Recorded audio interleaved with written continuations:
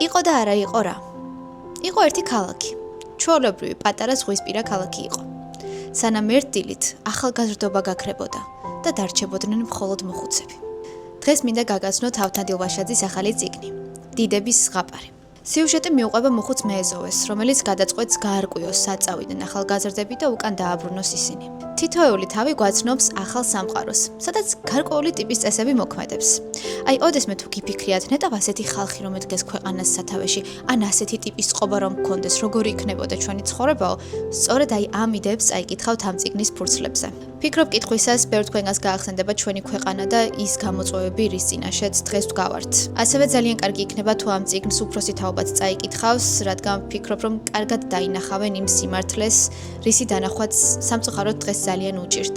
წიგნი ზღაპრის სტილშია დაწერილი, ერთი ამოსუნთქვითი კითხება, განსაკუთრებით მომეწონა ის, რომ ერთი სული მქონდა, ახალ თავზე გადავსულიყავი და ახალი სამყარო გამეცნო. წიგნი ხელმისაწვდომია საბაზე და ასევე შემიძლია მე თვითონაც გაგიზიაროთ PDF ვერსია. დიდი იმედი მაქვს რომ ისიამოვნებთ და აქვე მინდა ავთანდილს ძალიან ბევრი წარმატება ვუსურვო.